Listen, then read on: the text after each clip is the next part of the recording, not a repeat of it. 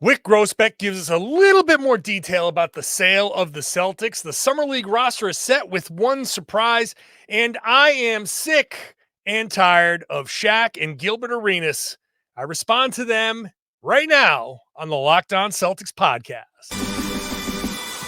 Thanks to Blockbuster brand, it's holiday season, drop Drew in the mix. And 3 from KP, no we not on the Knicks.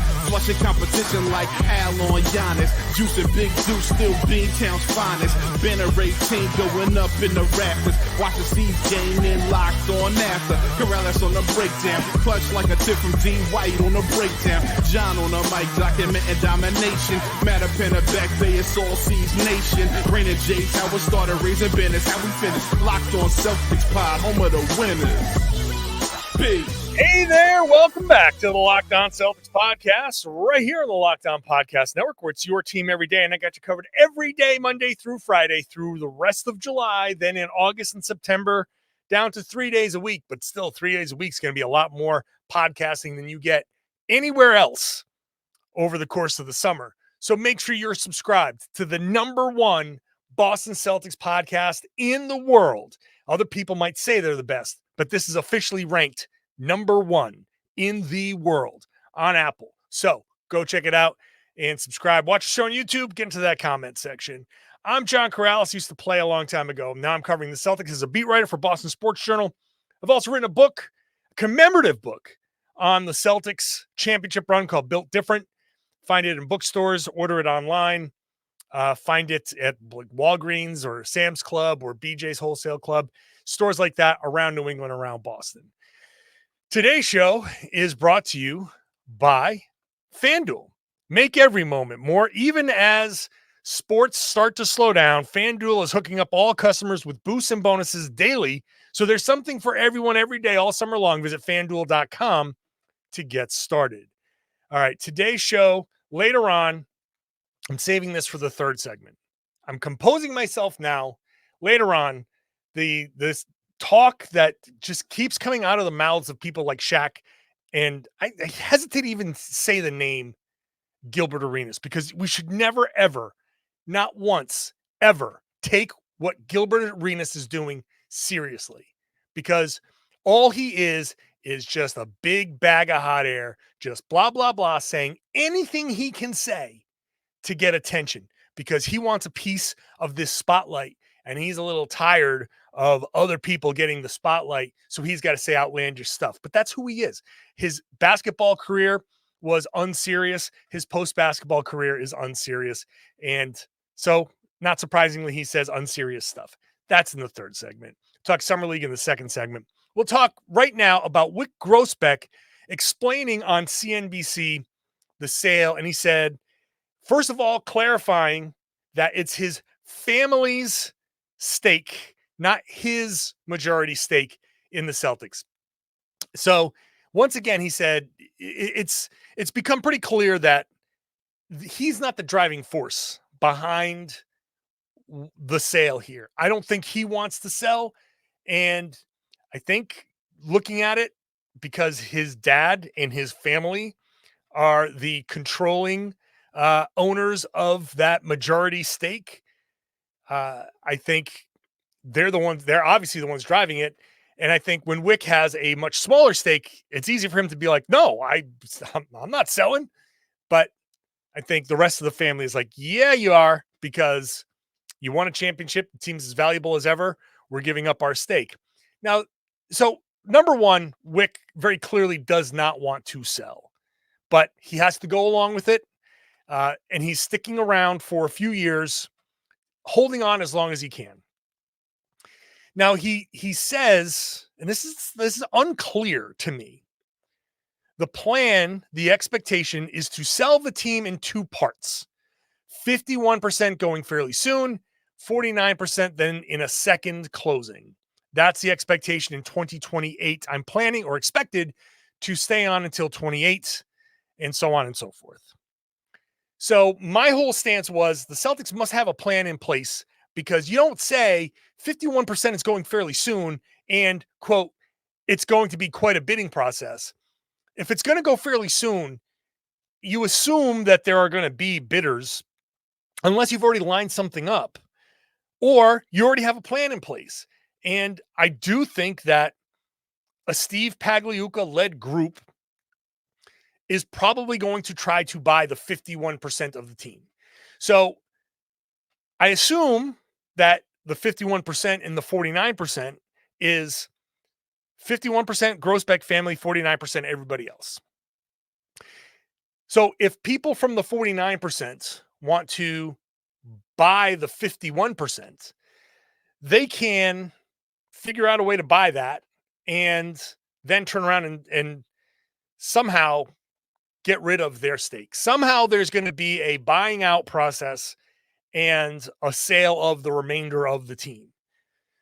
Now, does that mean, I don't know how, I'll be honest with you, I don't know how this is all going to go because it's all very cryptic and it makes it seem like the entire team is up for sale in one breath. But on the other side, there is very much a desire for a lot of the existing owners to stay on. So however that works, that works. As I've laid out before, the process to sell a majority stake can take a while. There are mechanisms to make that happen. There's money coming into the league that can be funneled a certain way, can be used to facilitate the purchase.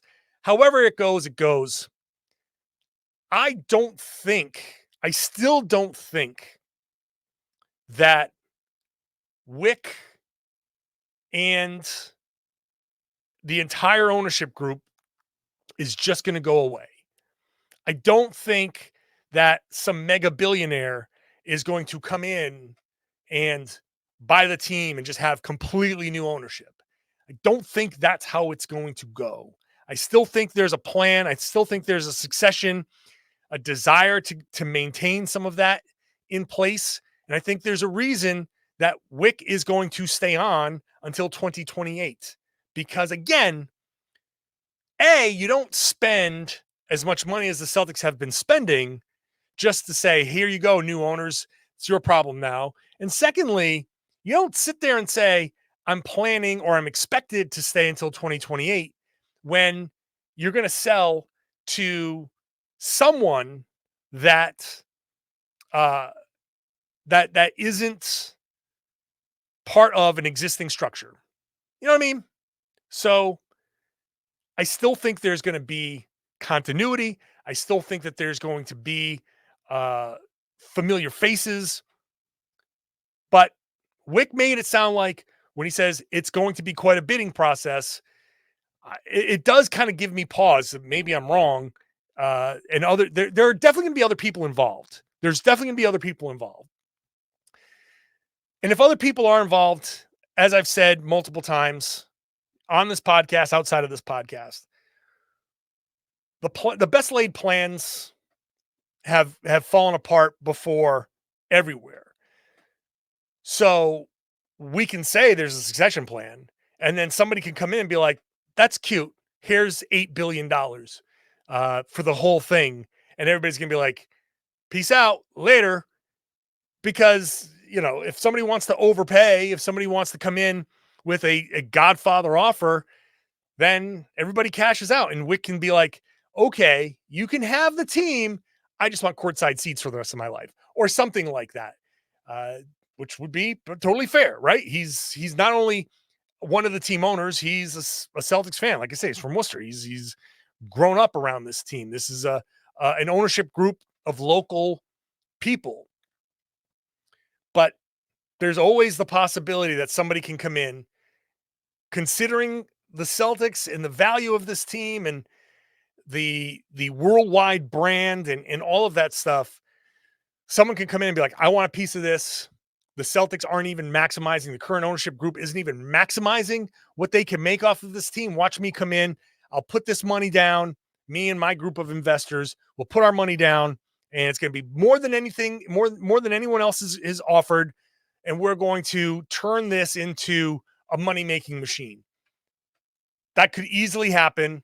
I know this current ownership group, maybe because they're local, is like they're not keen on certain things that maybe someone from the outside will try to do, which, as I've said, might be try to build a new arena, which is honestly next to impossible, but you never know what someone can do and what strings somebody can pull. But if they can find a way to build something nearby, locally, somehow, again, next to impossible. I'm not saying it's going to happen, could happen, would happen. I mean, I guess technically there's a non-zero chance that it could happen, and maybe that's what an outside person can do. Or they could market the team or sell the team, the brand a certain way and get other things involved that maybe current owners don't want to do. Whatever it is, it's certainly going to be an interesting process. I still think my theory holds, but who knows? The more we hear, I don't think this clarified anything. I'll be honest with you. It just, the 51% of the team, 49% closing, is that 51-49 of the team or of his stake? It seems like it's the team. What a mess. But obviously it's going to be a topic of conversation for the summer, for the rest of the year, for until it's done. So I'll be here for that. Summer League, they held a practice today. A couple of notes there, a surprise. And then later on, we'll talk about Shaq. That's all coming up in just a second. Today's show is brought to you by BetterHelp. I've talked about how I've benefited from therapy. I think you probably can too, because I think just about everybody can benefit from therapy, no matter what is weighing you down, something at work, relationship-wise, family-wise. There's a good chance that talking through it with a trained professional can kind of help you figure some things out. But I know a couple of things might be in your way. Number one, finding somebody nearby, that's tough. Finding somebody that you can click with is also tough. And frankly, we've got a lot of guys who watch this show. And I know there's probably a little bit of a stigma. You probably feel like, I could do this on my own. Listen, don't be embarrassed. Like I said, I've benefited from therapy, but if you want to do it on the down low, try BetterHelp, because it's all online. It's designed to be convenient, flexible, suited to your schedule. You fill out a brief questionnaire, you get matched with a licensed therapist, you can switch therapists at any time. So if you want to take an hour, disappear into an office, a basement somewhere, have your session, no one has to know, but you can still get the benefits from therapy. You find a licensed therapist, you talk through some things. If it doesn't click, you switch, no extra charge. BetterHelp.com/LockedOnNBA. You get 10% off your first month. It's a great way to try it and see it. I think you'll benefit from it. BetterHelp, HELP.com/LockedOnNBA. Start your therapy journey today. Today's show. Oh, thank you for making today's show part of your daily routine, your first listen every day. Go check out Locked On Sports today. It's streaming 24/7 on YouTube, on the Amazon free Fire TV channels app. Check it out. We're all of our top shows, big news, all of the real conversations, real talk, not the fake arguing, which is just too much. It's too much. Locked On Sports today. Real talk, real sports, right? Check it out. YouTube, Amazon Fire TV channels app. Summer League. It's around the corner. The Celtics unleashed. Wow. I like that better. They unleashed their Summer League roster. Unleashed upon the masses. Tyler Cook, Tristan Enaruna, and Jamias Ramsey. I don't know. Not big on these guys. I think the real story of this Summer League roster is a bunch of NBA kind of level players, right? Jaden Springer has, NBA. Obviously, Nemish Queta is on this roster. He has NBA experience. JD Davison's been around for a little bit. He's a surprise. He just signed a 2-way contract with Boston again, which is, I thought he was done. Honestly, I thought he was done. But another 2-way deal. Austin Ames says they like what they see. Who knows? Maybe he's making some strides that we haven't seen, but I'm surprised. I thought for sure that he was gone. Baylor Shireman, their first round pick, is their Anton Watson. That's going to be something that trips me up, because that W at the end makes me want to say Antoine Watson. It's Anton Watson, who said that he wants to play kind of an Al Horford role, like 6'8", good defender. He said that he wants to build his confidence shooting wise. Brad Stevens has said that we want this kid to shoot it, and he's got a better shot than he realizes. That's going to be a huge development. He's the 54th overall pick, right? So there's no guarantees there. Guys in that part of the draft, if they hook on and make contributions, that's a nice surprise. Jordan Walsh is going to be try to be one of those guys, those second round guys that makes a contribution. So he's on the team. So you got Shireman, Watson, Walsh, the three picks from the past couple of years. Like I said, Springer, Kada, Drew Peterson, who signed a 2-way deal again already. Davison, like I said. And then interesting guys like Ron Harper Jr., Jaylen House, Eddie House's son. So this is a team that's coached, first of all, by DJ McClay. This is a team that's actually like got some talent for Summer League. If Summer League championships are a thing that matter to you, which probably shouldn't, but hey, you put a championship on something, it would be funny. What would really be funny is the Celtics obviously are the NBA champions. If they win the Summer League championship and then they win the in-season tournament, we could kind of sort of call them the unified belt holders, because they hold all the championships that are available in the NBA at the same time.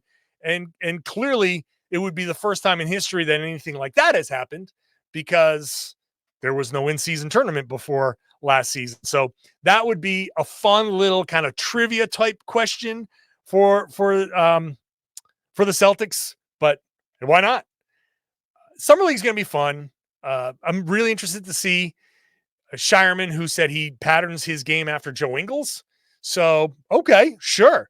That would be, younger Joe Ingles was pretty good and a hell of a shooter and a real impactful player. And Watson wants to be an Al Horford type. Okay, sure. No problem. That would be fun for Boston to get that type of player. They're auditioning Al Horford successors. I don't want to say Al Horford replacements, because I like the word successor better, because he's going to go off on his own terms. And that's a real, that's the ultimate goal in life for me, especially in these industries where you can be discarded in like sports media. You could be discarded in a heartbeat.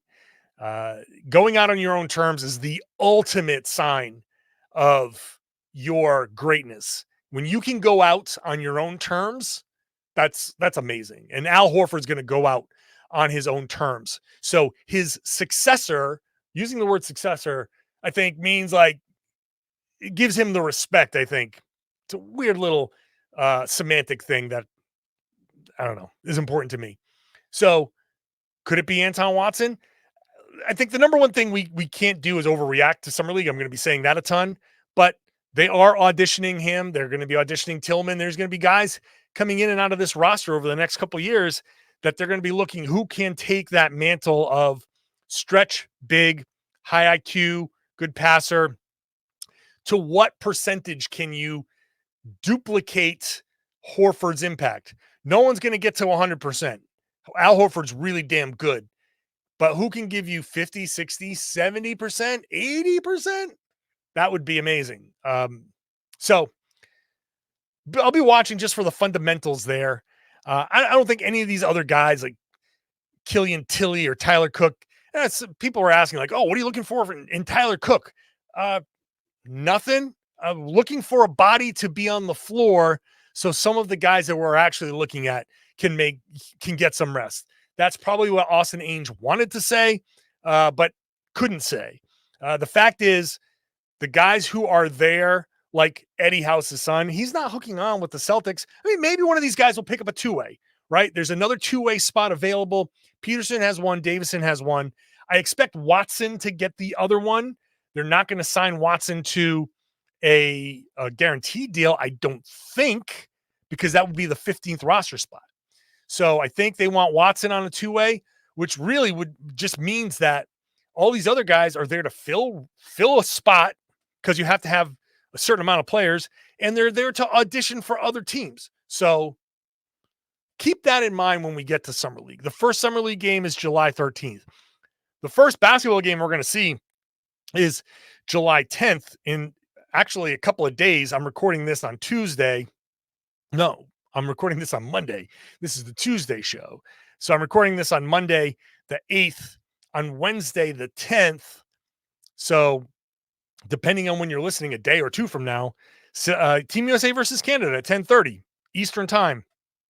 We're going to see Holiday. We're going to see Tatum. So that's going to be fun as well.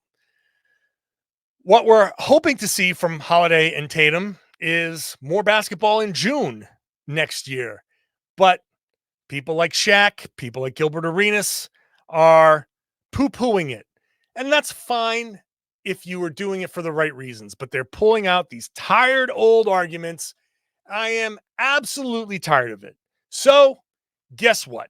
I'm responding to that when we come back. Today's show is brought to you by FanDuel. Sports have wound down a little bit, the big meaty part of the sports calendar. But look, just because those have slowed down doesn't mean that you can't have fun on FanDuel. FanDuel lets me keep the sports going whenever I want. All I have to do is open up the app, dream up bets at any time that I am in the mood. This summer, FanDuel is hooking up every single one of you. If you're new, if you've been there for a while, everybody gets a boost. Everybody gets a bonus, and everybody gets it every day. That's something for everybody, every day, all summer long. Head on over to FanDuel.com, start making the most of your summer. You can bet on the baseball. You can bet on, there's basketball, there's the WNBA. They host the New York Liberty Wednesday morning at 11 a.m. So if you got nothing going on at 11 a.m. on Wednesday, you want to watch a little bit of basketball, Liberty at Sun, and the Sun are getting up 1.5 right now. I kind of like that. They've won 3 in a row. Connecticut has. They're a pretty good team. New York's a really good team too. They're a really good team. But I don't know. Connecticut at home after 3 in a row. Maybe I'll open up the FanDuel app and take those points. But if you want to bet on baseball, Red Sox, all that stuff, go for it. Set your limits. Set your budget. Make sure you're gambling responsibly at FanDuel, America's #1 sports book and the official sports betting partner of Major League Baseball. Thanks for making Locked On Celtics your first listen every day. Go check out Locked On NBA. I'll be there on Wednesday, as usual, with Jake Madison, talking about all the big stories in the league. Maybe something will happen that'll be fun to talk about between now and then. So go check it out. I'm sure the guys right now are talking about the Paul George comments about his negotiations with the LA Clippers. That was one of those things where I wished I was on Locked On NBA. I was listening to that clip and I'm like, oh, why couldn't I do the NBA show today? So maybe I'll share my thoughts on Wednesday anyway, because I just so much. Or maybe I'll talk about it during the week sometime. Who knows? So go check that out wherever you get your podcasts. All right. Shaquille O'Neal, again, out there saying things. Gilbert Arenas and his crew all out there saying things. Basically saying, okay, yeah, give the Celtics credit, but I don't think they're going to repeat because I want to see them play these teams healthy. So once again, these guys, Shaq and Arenas and the folks on their shows, discrediting, even though they'll say, no, we're giving the Celtics full credit. They won, so they get the credit. But no buts. This is such a tired premise. And this is what bugs me about these guys, because they should be smarter than this. And I think they are technically smarter than this. But whatever is inside them, either I feel like Shaq, who is the most sensitive megastar in the history of basketball. I mean, Shaq is one of the all-time best players in basketball history. We all acknowledge it. Don't be so sensitive. Look, you're one of the best centers of all time. What more do you want people to say? We acknowledge your greatness. Stop being so sensitive about this stuff. Shaq I don't know if he wasn't invited to something with the Celtics, whatever his vendetta is against the Celtics, but he just continues to be, oh, they didn't play healthy teams or whatever. Like, look, and the same thing with the Arenas crew, which I just do not take Gilbert Arenas seriously at all. Out there just running your mouth, trying to say outlandish stuff so you can get a contract somewhere on a network so you can get one of those fake arguing shows. Fine, go, whatever. These guys keep talking about the Celtics played teams that weren't healthy, but they act as if the Celtics were taken to like 6 games or 7 games by these teams. Do we honestly believe that a healthy Jimmy Butler would have changed that series so much that instead of the Celtics winning in 5, they would have lost the series? Is Jimmy Butler alone now in this point of his career worth 3 more wins in a playoff series against the champions? Is he really? No, he's not. He's not. Would he have made it a more competitive series? Sure. Maybe it would have gone 6. Maybe it would have gone 7. Who knows? But you can't tell me that a team that lost 3 games the entire playoffs is so inconsistent or so on the edge of not winning that they would have lost somewhere along the way to Jimmy Butler or Jarrett Allen or Tyrese Halliburton, who was in the series and then left later, right?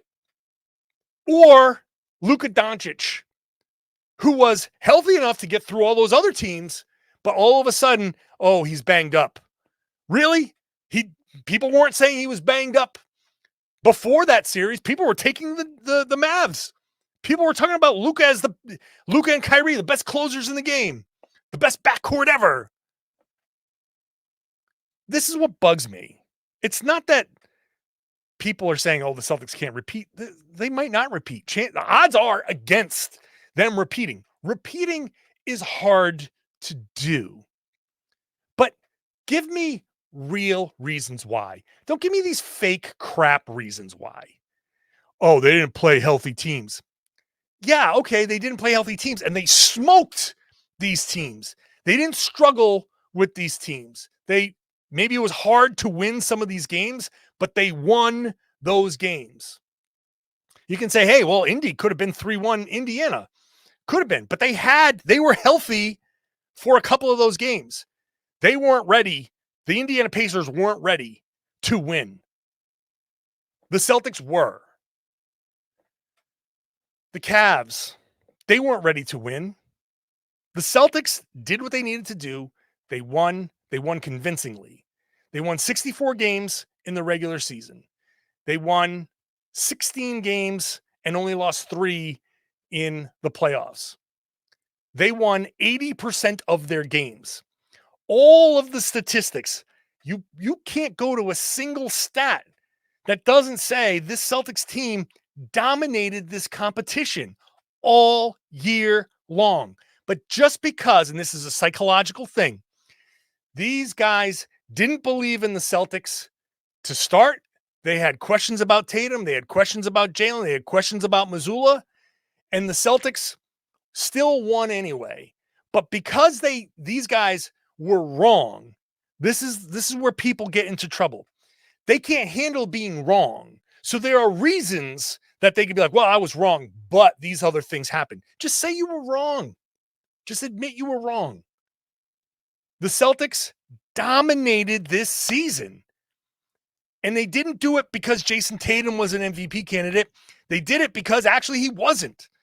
They did it because he played a style of basketball that was great and worked for the entire team. They did it because Jaylen Brown had the best season of his career. They did it because they got Drew Holiday and Kristaps Porzingis, and they manufactured this amazing team that won 64 games and outpaced the entire league by a lot. And the playoffs showed just how dominant they were. But if you want to say, hey, it's tough to repeat, And maybe these guys will get fat and lazy, or the competition in the East got stacked up. New York has a case, Mikal Bridges, not an all-star, but the fit there is actually pretty good. Or Paul George went to Philly, and that's going to be tough to defend. Okay, I can at least buy that reasoning. But to sit there and be like, you're not convinced because they didn't play anybody, get the hell out of here. Get out of here. That's just pettiness, which the NBA is great for. And just that's as anger, babyish type of argument. That's like something a 4-year-old, when you're arguing against a toddler as to why there's no bedtime. You shouldn't, why bedtime should be later. They go into these circular reasons and they try to be like, yeah, but. And at some point, you're going to be like, no, shut up, child. You are going to sleep. It's unbelievable. The things that these guys, Shaq, a legend, you know what it takes to win? You really going to tell me that you don't believe in these Celtics because the other teams were hurt? They dominated these teams. What did the Celtics do to you? I know Gilbert Arenas is just going to say whatever. He hates the Celtics. He just hates the Celtics. Winning any championship is hard. Repeating, infinitely harder. These guys are celebrating all summer. Tatum and Holiday are going to be at, they're playing organized basketball deep into August. They're not going to have a lot of time to go and do their workouts and get their rest and, ramp back up. There might be a slow start. They might not have that same edge. They might not have that same fire. Who knows? There's a good chance that they won't win, but they are going to be the favorites to win again. And I'm open to having the discussion about why they won't win, but I am absolutely not hearing the same tired thing. I get it. I know it's tough to do podcasts. I have to do 5 of them a week. I come up with actual things to say with reasoning and intelligence. You can do it too. You guys are actual NBA players. You have actual smarts. Use them. Use your brains. Thanks for listening, everybody. I appreciate you listening. Hey, remember my book, Built Different, is available everywhere. Books are sold, I think, online and in the New England area, in stores, maybe at your checkout line at your local supermarket or pharmacy or wholesale club. So go check that out. Really appreciate you guys sticking around throughout the summer. Again, 5 days a week for the rest of July, 3 days a week in August and September, back up to 5 days a week in October because we're ramping up for the beginning of the season. Just podcasts like crazy. No one's giving these podcasts. I'll have guests all summer long. It's going to be fun. You want your Celtics fix. We're going to keep celebrating this championship because I'm not changing this background of the confetti on the floor. That's my background now. I'm not changing that. So let's celebrate. Let's have fun together this summer. And I appreciate you subscribing, getting to those YouTube comments, and sharing the podcast as well, telling everybody they should be listening to and watching the Locked On Celtics podcast right here on the Locked On Podcast Network. It's your team every day.